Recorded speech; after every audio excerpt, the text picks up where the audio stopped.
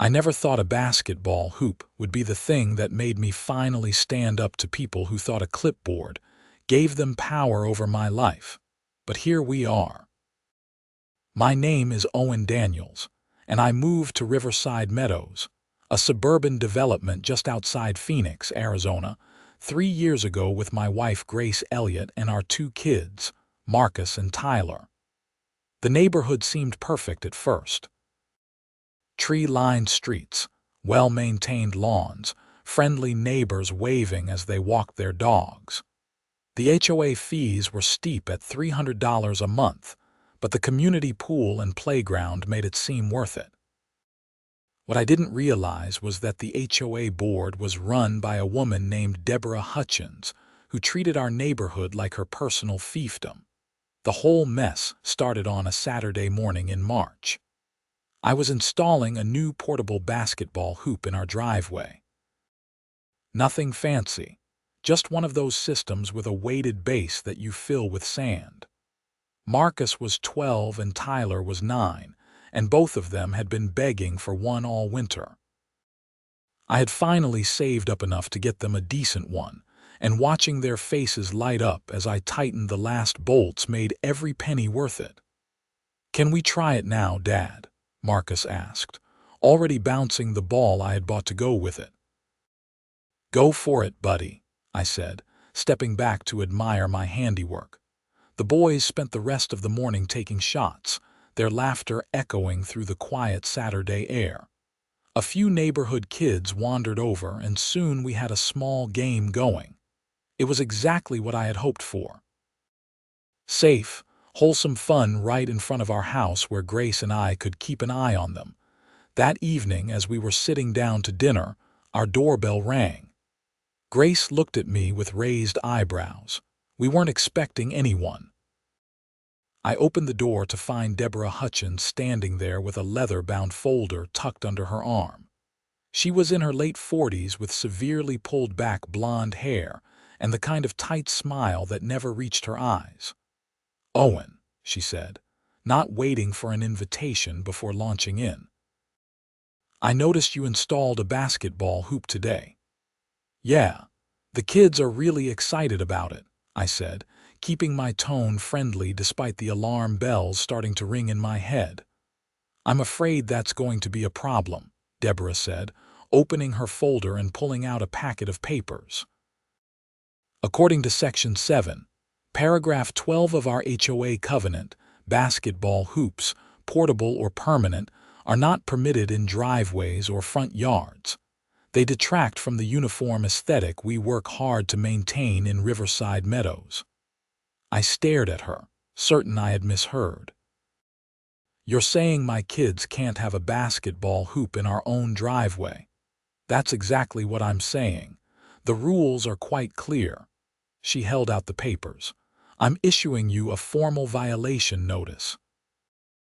You have 7 days to remove the basketball hoop or face a fine of $100, which will increase by $50 each week the violation continues." Grace appeared behind me, wiping her hands on a dish towel. "Deborah, surely there's some flexibility here." "It's just for the kids to play. The rules apply to everyone, Grace. If we make exceptions, the whole system falls apart." Deborah's smile never wavered. 7 days. She turned and walked back to her white Lexus parked at the curb, leaving me standing there with the violation notice in my hand. "This is insane," I said, closing the door. "We're talking about a basketball hoop." Grace looked over my shoulder at the notice. "Did you check the HOA rules before you bought it?"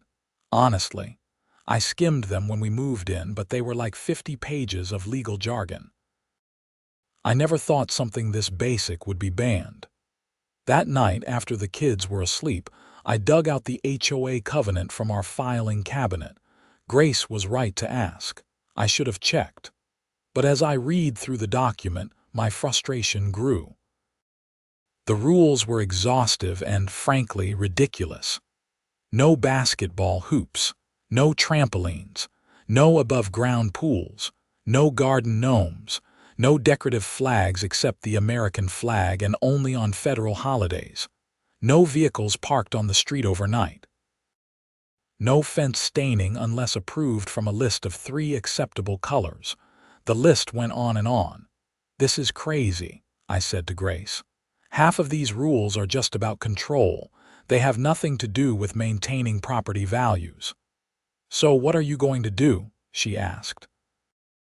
I looked out the window at the basketball hoop sitting in our driveway, barely visible in the porch light. "I'm going to fight it." The next morning, I started researching Arizona HOA laws. What I found was both encouraging and discouraging. HOAs in Arizona had broad authority to enforce their covenants, but they also had to follow certain procedures.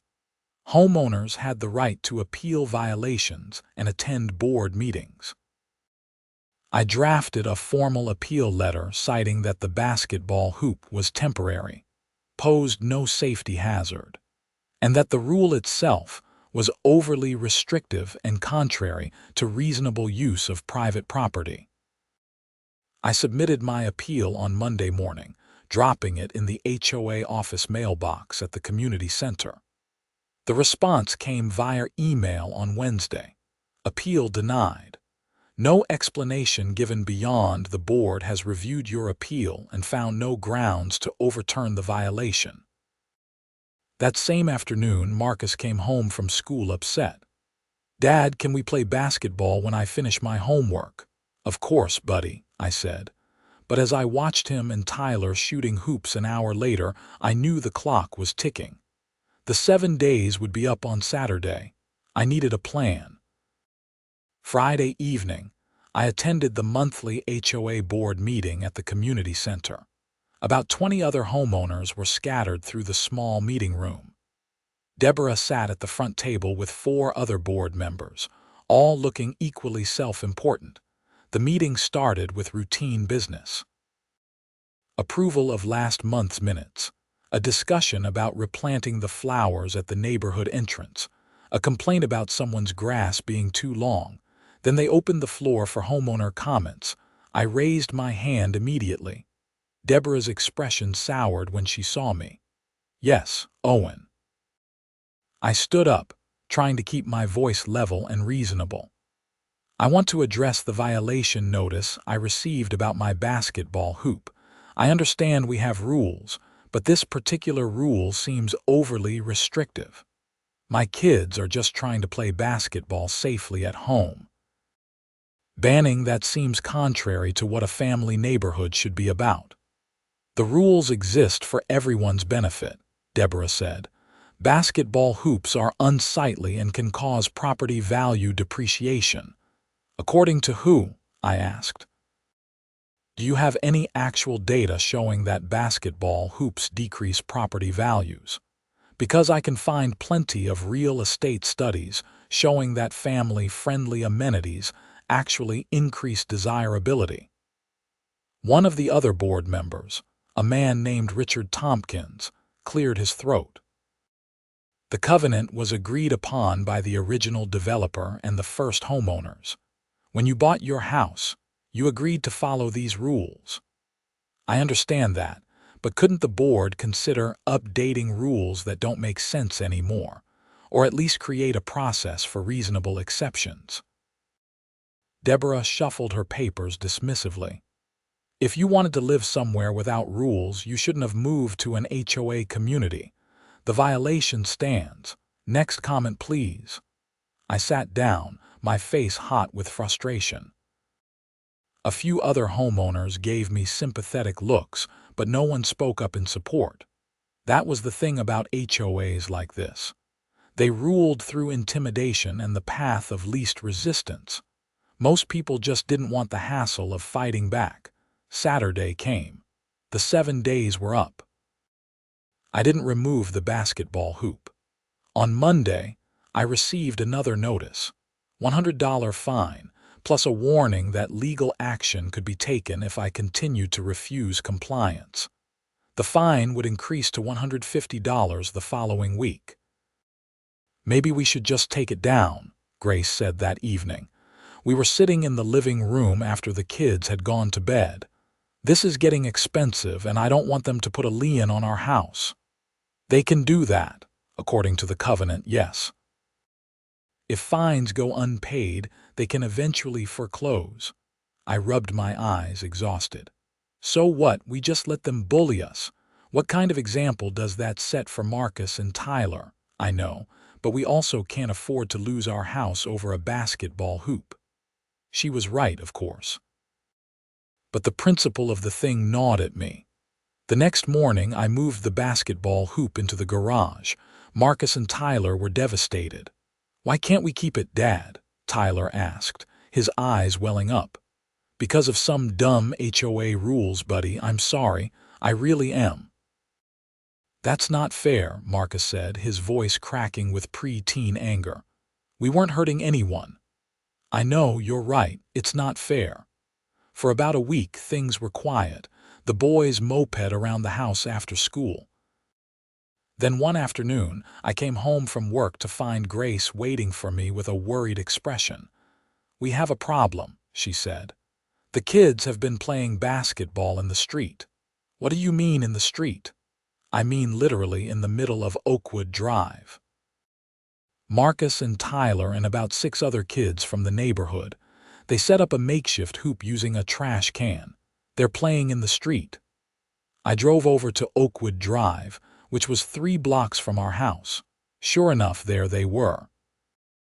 A group of kids ranging from about 7 to 13 years old, playing basketball in the middle of the residential street.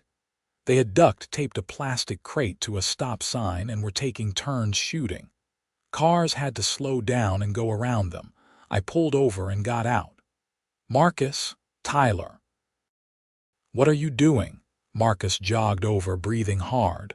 "Playing basketball, since we can't use the hoop at home anymore." "You can't play in the street. It's dangerous. What if someone doesn't see you and doesn't stop in time?" "Where else are we supposed to go?" Tyler asked. "The park is too far to walk to after school, and you and Mom are at work." He had a point. The neighborhood park was nearly 2 miles away, across a busy road. We didn't let them go there unsupervised. The whole reason I had bought the basketball hoop was so they could play safely at home. "Come on, both of you. Get in the car. We'll figure something out." But I didn't know what to figure out. The HOA rules were clear. No basketball hoops. The fine for non-compliance was already at $150 and climbing. And now my kids, along with their friends, were literally playing in traffic because they had nowhere else to go. That night, I made a decision. I was going to fight this properly. I started by consulting with a lawyer who specialized in HOA disputes. Her name was Jennifer Martinez, and her office was in Scottsdale. The consultation cost $200, but it was worth it. "Here's the situation," Jennifer explained, sitting across from me at her desk with the HOA covenant spread out before her. "Arizona law gives HOAs broad enforcement power, but they still have to act reasonably. The question is whether a blanket ban on basketball hoops is reasonable. That's arguable. So I could challenge this, you could, but it would mean filing a lawsuit, which gets expensive fast. Legal fees for something like this could easily run $5,000 to $10,000, and there's no guarantee you'd win. The other option is to work within the system. Get elected to the board. Change the rules from the inside. How long would that take? Board elections are typically annual. You'd have to wait for the next election cycle, campaign, hope you get enough votes, and then work to change the covenant. That requires a majority vote of all homeowners in the community, not just the board. For a neighborhood your size, that's about 200 homes. You'd need 101 votes. I left her office feeling more frustrated than when I arrived. Both paths seemed nearly impossible. Sue and spend money I didn't have for an uncertain outcome, or wait years to maybe change things from within. But the situation was escalating.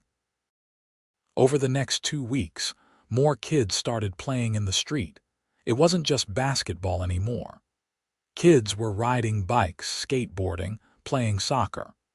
Oakwood Drive had become an unofficial playground because there was nowhere else for them to go that was within walking distance and safe. Then a woman named Patricia Ellison, who lived on Oakwood, nearly hit one of the kids. I wasn't there when it happened, but I heard about it from every parent in the neighborhood. Patricia had been driving home from the grocery store and came around the bend to find 6 kids playing street hockey. She slammed on her brakes and her car skidded, stopping about 3 feet from 10-year-old Joey Miller. Patricia was understandably shaken. So was Joey and every other kid who witnessed it. That evening, angry parents started calling each other. A few called me since I had been the one to originally speak up at the HOA meeting. "This is your fault," one father named Steve Hammond told me over the phone. "If you hadn't made a big deal about the basketball hoop and just followed the rules like everyone else, the kids wouldn't be playing in the street." "That doesn't make any sense," I said. "The rules are the problem, not me pushing back against them." "Well, someone needs to do something before a kid gets killed." He was right about that part at least. The next day, I started knocking on doors. I went to every house on my street and the surrounding streets, talking to parents about the basketball hoop ban and asking if they thought it should be changed. The responses were mixed. Some agreed with me completely. Others thought I was making trouble. A few slammed doors in my face when they heard I was challenging the HOA. But I also found something interesting. A lot of people were frustrated with the HOA for various reasons. Richard Chen on Maple Street had been fined for parking his work truck in his driveway overnight. The HOA said commercial vehicles weren't allowed, even though Richard owned a small plumbing business and needed the truck for work. Sandra Gomez on Pine Avenue had been cited for planting roses that were the wrong shade of pink. The approved color list specified coral pink and hers were salmon pink. The fine was $75. These stories multiplied the more I talked to people. The HOA wasn't just overzealous about basketball hoops. They were nitpicking every aspect of how people lived in their own homes. I created a petition. It was simple. "We, the undersigned homeowners of Riverside Meadows, request that the HOA board revise the covenant to allow portable basketball hoops in driveways, provided they meet reasonable safety and aesthetic standards."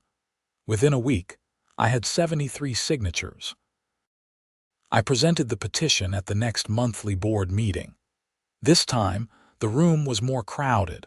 Word had spread about what I was doing, and people were starting to pay attention. Deborah took the petition from me without looking at it. "Thank you, Owen. The board will take this under advisement." With respect, Deborah, taking it under advisement isn't enough. Kids are playing in the street because they have nowhere safe to play. Someone almost got hit by a car last week. This is a safety issue now. The safety issue exists because parents aren't supervising their children properly, Deborah said coldly. Children should not be playing unsupervised in streets, period. That's not an HOA problem. That's a parenting problem. A murmur went through the crowd. Several parents shifted uncomfortably. Grace, who had come with me this time, stood up. "That's incredibly unfair, Deborah. Most of us work during the day. Our older kids get home from school before we do. They need somewhere safe to play, and their own driveways should be that place. Your rules are creating the dangerous situation." "The rules are the rules," Deborah repeated, her voice rising slightly. "If you don't like them, you're free to move somewhere else." That was a mistake on her part. Several people in the room started talking at once, most of them angrily. Richard Tompkins called for order, but the damage was done. Deborah had gone from being annoyingly officious to openly hostile, and people noticed. Over the next month, I became something of an accidental activist. I started a Facebook group for Riverside Meadows residents who wanted to reform the HOA. It grew to 90 members in 2 weeks. I organized a neighborhood barbecue where we could discuss concerns and strategize. 40 people showed up. What became clear was that the basketball hoop issue was just the tip of the iceberg. People were fed up with all kinds of rules. No Christmas lights after January 1st. No vegetable gardens in front yards. No political signs, even during election season. No wind chimes. No bird feeders that attracted pest species like pigeons. The rules went on and on, each one chipping away at people's sense that they actually owned their homes. But Deborah and the board weren't backing down. In fact, they doubled down. They started enforcing rules that had previously been ignored. Houses that had slight discoloration in their garage doors got violation notices. A family who had lived there for 8 years and always kept their trash cans visible from the street suddenly got cited, even though the rule about concealing trash cans had never been enforced before. It was classic authoritarian behavior. When challenged, crack down harder to reassert control. Things came to a head in June, 3 months after I had first installed the basketball hoop. By then, my cumulative fines had reached $800. I had refused to pay them, and the HOA had sent me a notice of intent to file a lien on my property, but they made a mistake. In their zeal to punish me, they got sloppy. The violation notices I had been receiving were signed by Deborah alone, not by the board as a whole. According to Arizona HOA law and our own covenant, violation notices and fines had to be approved by a majority vote of the board, with the decision documented in meeting minutes. Jennifer Martinez, my lawyer, caught this when I showed her all the paperwork. "This is a procedural violation," she said. "They didn't follow their own rules. That gives us grounds to challenge not just the fines against you, but potentially other violations they've issued." We filed a formal complaint with the Arizona Department of Real Estate, which oversees HOA disputes in the state. We also sent a demand letter to the HOA board pointing out the procedural violations and demanding they rescind the fines and drop the lien threat. Deborah's response was to schedule an emergency board meeting to retroactively approve all the violations she had issued. But by then, word had gotten out about what was happening. The meeting room was packed with over 100 residents, many of them carrying signs. "Stop HOA overreach," read one. "Kids need safe places to play," read another. "Fire Deborah," read a third. The meeting was chaos. Deborah tried to call it to order multiple times, but people kept shouting questions and complaints. Finally, Richard Tompkins stood up and said that the board needed to take a 5-minute recess to discuss how to proceed. They retreated to a back office. We could hear raised voices even through the closed door. When they came back out, Richard spoke instead of Deborah. "The board has decided to table the discussion about retroactive approval of violations until we can consult with our attorney. In the meantime, we're announcing that all pending fines for basketball hoop violations are suspended pending a review of the relevant covenant section." It wasn't a victory, but it was a crack in the armor. People started clapping and cheering. Deborah sat at the front table looking like she had bitten into a lemon, but we weren't done. Not by a long shot. A week later, the Phoenix local news ran a story about the situation. A reporter named Jessica Wu had gotten wind of what was happening through the Facebook group and thought it would make a good human interest piece. She interviewed me, Grace, several other parents, and even tried to interview Deborah, who refused to comment. The segment aired on the evening news. "HOA tyranny or reasonable rules" was the headline. They showed footage of kids playing basketball in the street, interviewed Patricia Ellison about nearly hitting Joey Miller, and displayed some of the more ridiculous covenant rules on screen. The segment went viral locally, then picked up by a few national outlets. Suddenly, Riverside Meadows HOA was famous for all the wrong reasons. The publicity changed everything. The negative attention put pressure on the board in ways my petition and protests couldn't.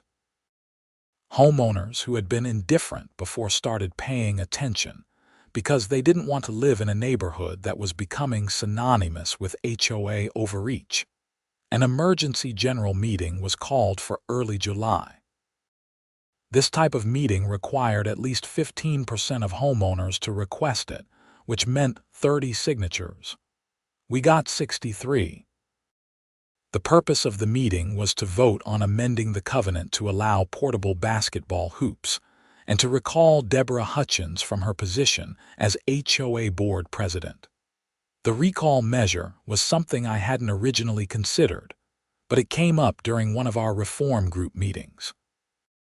Arizona law allowed for recall of board members with a majority vote of the homeowners. Given everything that had happened, people wanted Deborah gone.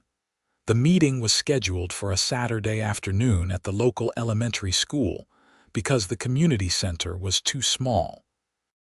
Over 200 people showed up, which meant almost every household in Riverside Meadows was represented. The first vote was on the covenant amendment. It needed a simple majority to pass. The vote was done by written ballot to ensure accuracy.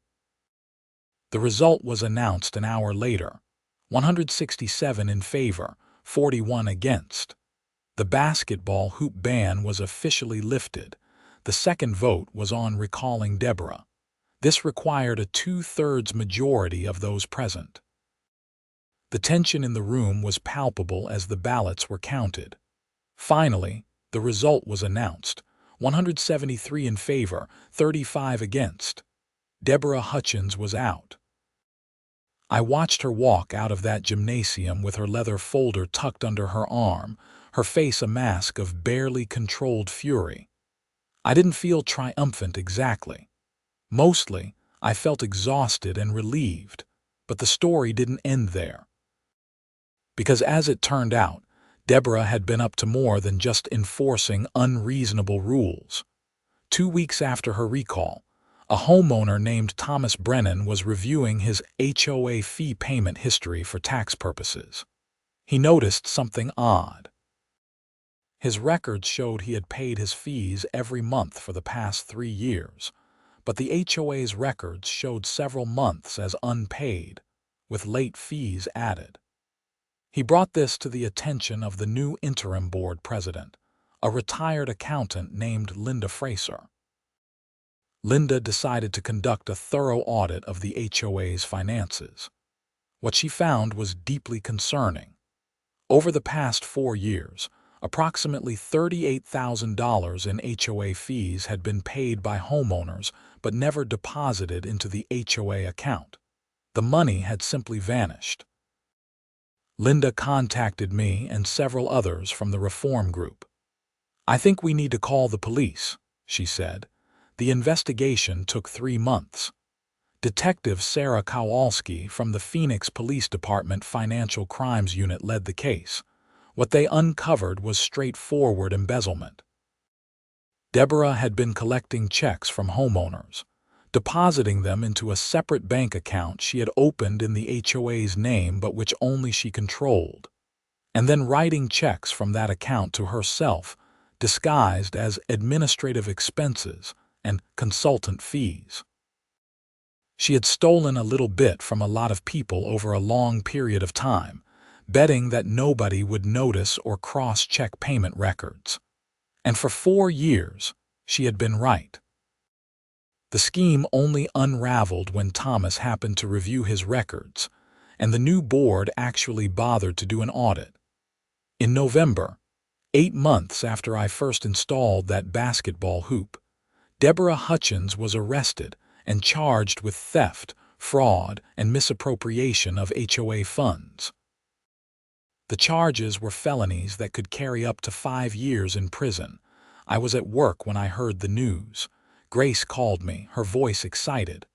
"Owen, turn on the news. They just arrested Deborah." I pulled up the local news website on my computer, and there it was. Headline: Former HOA president arrested for embezzling nearly $40,000. There was a mugshot of Deborah looking considerably less composed than the last time I had seen her. The legal process moved slowly, as these things do. Deborah initially pleaded not guilty and hired a defense attorney. But the evidence was overwhelming. Bank records, canceled checks, homeowner payment records, all of it painted a clear picture of systematic theft. In February, she accepted a plea deal. She pleaded guilty to felony theft and fraud in exchange for a reduced sentence. She was ordered to pay full restitution of $38,000 plus interest, sentenced to 2 years in prison with credit for time served, and required to perform 300 hours of community service after her release. She was also permanently barred from serving on any HOA board in Arizona. The restitution was actually paid by the HOA's insurance policy, which covered theft by board members. So homeowners got their money back, though the insurance company would likely pursue Deborah for repayment. Through all of this, life in Riverside Meadows continued. The basketball hoop ban was lifted, so I moved the hoop back out into our driveway. Marcus and Tyler were thrilled. They played for hours every afternoon after school, and the neighborhood kids joined them. The makeshift street games stopped completely. Kids had safe places to play again. The HOA also underwent significant changes. Linda Fraser led the interim board in a complete overhaul of the covenant. We held a series of community meetings where homeowners could voice opinions about which rules made sense and which didn't. The process took months, but we ended up with a much more reasonable set of guidelines. Basketball hoops were allowed, as were trampolines, provided they met basic safety standards. Garden gnomes were permitted because, seriously, who cares about garden gnomes? The rules about flag displays were relaxed. The fence color restrictions were expanded to include any earth tone. Homeowners were allowed to park work vehicles in driveways overnight as long as they weren't commercial big rigs. The new covenant was still about 40 pages long, but it focused on genuine safety and property maintenance issues rather than aesthetic micromanagement. Regular board elections were held in March. I considered running but ultimately decided I had done my part and didn't want the ongoing headache. Linda Fraser ran for president and won easily. Richard Chen, the plumber who had been fined for his work truck, was elected to the board as well. So was Sandra Gomez, the woman with the wrong shade of pink roses. The new board established transparent procedures for how violations would be handled, including an appeals process with neutral arbitration. They also committed to annual financial audits by an independent accounting firm to make sure what happened with Deborah could never happen again. As for me, I went back to being a regular suburban dad. I still attended HOA meetings occasionally, but mostly I focused on work and family. Marcus made the middle school basketball team that year, and I like to think all those hours shooting hoops in the driveway had helped. Tyler developed an interest in skateboarding, which led to discussions about whether we needed rules about skating in the street. But the new board took a measured approach and worked with parents to establish reasonable guidelines. Grace and I occasionally talked about the whole saga over dinner after the kids were in bed. "Do you regret buying that basketball hoop?" she asked me one night. I thought about it. The stress, the fines, the meetings, the conflict with neighbors, all of it had been exhausting. But I looked at Marcus and Tyler's basketball trophies on the shelf and thought about the group of kids who played in our driveway every afternoon safe and happy. No, I said. I don't regret it at all. One unexpected outcome was that the whole experience made our neighborhood closer. Before the basketball hoop incident, people mostly kept to themselves. We waved at neighbors but didn't really know them. Fighting a common adversary brought people together. We had barbecues now, block parties, impromptu gatherings where people actually talked to each other instead of just coexisting in the same subdivision. The Phoenix news station that had originally covered the story did a follow-up piece about a year later. Jessica Wu came back to interview me and other residents about how things had changed. They filmed kids playing basketball in driveways, showed the new playground equipment the HOA had installed using properly managed funds, and interviewed Linda Fraser about the governance changes. What would you say to other homeowners dealing with overzealous HOAs? Jessica asked me during my interview. Document everything, I said. Know your rights under state law, talk to your neighbors and build support. And don't be afraid to stand up for what's reasonable, even if it's uncomfortable. Change is possible, but it requires effort. The segment ended with footage of a neighborhood basketball tournament we had organized. Kids and parents from all over Riverside Meadows participated. There were games, food, music, and actual community. It was what neighborhoods should be. Deborah was released from prison after serving 18 months of her 2-year sentence for good behavior. I heard through the neighborhood gossip network that she moved to New Mexico to live with her sister. I never saw her again, and I was fine with that. I didn't hate her, but I didn't have any desire to interact with her either. She had stolen money, abused her position, and made a lot of people miserable. She faced consequences for that, and as far as I was concerned, that chapter was closed. The whole experience taught me important lessons about power, community, and standing up for what's right even when it's difficult. HOAs aren't inherently bad. They serve important functions in maintaining property values and common areas. But they can become tools of petty tyranny when the wrong people get control, and when homeowners don't stay engaged. I also learned that most people, given the chance, will do the right thing. A lot of the homeowners who initially seemed indifferent or even hostile to my fight against the basketball hoop ban ended up supporting the reform efforts once they understood what was really at stake. People want to live in communities where they feel at home, not where they feel controlled. Marcus is in high school now. Tyler is in middle school. They still play basketball in our driveway, though less frequently as other activities and friend groups pull their attention in different directions. But the hoop is still there, a little faded and worn from years of use, but standing. Sometimes I look at it and remember how such a simple thing sparked such a major confrontation. Would I do it all again if I could go back? Honestly, probably not in the same way. I would have done more research before buying the hoop. I would have organized opposition to the rule sooner instead of just complaining privately. I would have been more strategic about building alliances and less reactive to Deborah's provocations.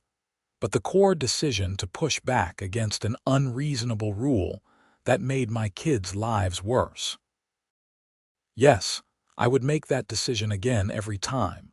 Last summer, I was shooting hoops with Marcus one evening. He was about to be a freshman and had grown taller than me, which still felt weird. We were playing one-on-one and he was beating me handily. "Hey, Dad," he said, pausing to catch the ball. "Remember when that crazy HOA lady tried to make us get rid of this hoop?" "Yeah, I remember," I said. "Thanks for not giving up on it," he said. Then he shot a perfect three-pointer and grinned at me. "Even though you're bad at basketball," I laughed. "You're welcome, smartass." That's the thing about parenting and about standing up for your principles. Your kids are watching. They see when you fight for something that matters, and they see when you give up. I wanted Marcus and Tyler to learn that sometimes you have to push back against unfair authority, even when it's hard and even when the outcome is uncertain. The Riverside Meadows HOA still exists, of course. We still pay our monthly fees. There are still rules about lawn maintenance and architectural modifications. But they're reasonable rules, enforced by reasonable people, with reasonable processes for homeowners to have their voices heard. And on any given afternoon, if you drive through our neighborhood, you'll see basketball hoops in driveways.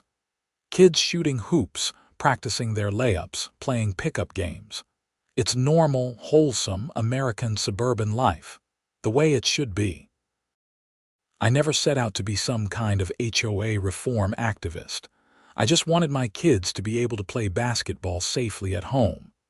But sometimes the small battles end up mattering the most. Sometimes a basketball hoop is about more than just a basketball hoop. It's about whether you really own your home or whether you're just renting it from a board of self-appointed dictators. It's about whether communities exist to serve the people who live in them or to enforce arbitrary aesthetic standards. Grace and I still live in Riverside Meadows. We've thought about moving occasionally, especially after everything that happened, but this is home now. Our friends are here. Our memories are here. And frankly, we helped make this place better. Why should we leave? The community has continued to evolve in positive ways. The playground got upgraded with new equipment. The pool got renovated. We started a neighborhood watch program that actually focuses on safety rather than reporting people for having the wrong color mailbox. We have movie nights in the park, holiday decorating contests that are actually fun instead of mandatory, and a real sense of community. I still see some of the people who opposed me during the basketball hoop fight. Steve Hammond, the guy who blamed me for kids playing in the street, lives 3 houses down. We're cordial now, though not exactly friends. He apologized eventually in his way, admitting that he had been stressed about other things and took it out on me. I accepted the apology because holding grudges is exhausting. Richard Tompkins, who was on the board under Deborah, didn't run for re-election. I heard he felt terrible about not standing up to her sooner. He knew some of what she was doing was wrong but went along with it anyway to avoid conflict. It's a reminder that evil often succeeds not because of the malicious, but because of the complicit. Some good came from unlikely places too. Patricia Ellison, the woman who almost hit Joey Miller with her car, became one of the strongest advocates for the rule changes. She testified about the incident at multiple meetings and argued passionately that children's safety had to be the priority. She and I became friendly neighbors, and her grandkids sometimes play basketball in our driveway when they visit. The legal system worked slowly, but it worked. Deborah's conviction stood. The restitution was paid. The HOA's insurance company did pursue her for repayment, and from what I understand, she filed for bankruptcy. Her life fell apart, which wasn't something I took pleasure in, but it was a consequence of her own actions. There were attempts by some in the community to downplay the embezzlement or suggest it wasn't that serious. It was only money, one person said at a meeting. But $38,000 was a lot of money to the people she stole it from, even if individual amounts were small. And more than the money, it was the betrayal of trust. She had been given authority and responsibility, and she abused both. One thing I've reflected on over the years is how easy it would have been for none of this to happen. If I had just accepted the violation notice and removed the basketball hoop immediately, Deborah would probably still be running the HOA. She might still be embezzling money. The kids would still be playing in the street. Nothing would have changed. But I pushed back on one unreasonable rule about a basketball hoop, and it set off a chain reaction that exposed systemic problems, and led to real reform. Not because I'm particularly brave or smart, but just because I decided that this one thing mattered enough to fight for. That's something I've tried to instill in Marcus and Tyler. You don't have to fight every battle. Pick your battles carefully. But when something truly matters, when you know in your gut that something is wrong and you have the ability to do something about it, then you have an obligation to act. Looking back at everything that happened from that first Saturday in March when I installed a simple basketball hoop to the present day, I'm struck by how much life comes down to small decisions. Install the hoop or not. Fight the violation or comply. Attend the meeting or stay home. Sign the petition or avoid getting involved. Each small decision led to the next, building into something much larger than I ever anticipated. I'm also grateful for the people who stood with me. Grace, who supported me even when she was worried about the financial risks. Jennifer Martinez, who gave me good legal advice. Linda Fraser, who stepped up to lead when leadership was needed. All the neighbors who signed petitions, attended meetings, and voted for change. None of this would have been possible alone. And I'm grateful for the lesson that ordinary people can make a difference when they're willing to try. The system isn't so rigged. The authorities aren't so powerful. The rules aren't so unchangeable that determined individuals working together can't create real change. It takes effort and courage and perseverance, but it's possible. Today, I'm just Owen Daniels, a regular guy living in suburban Phoenix.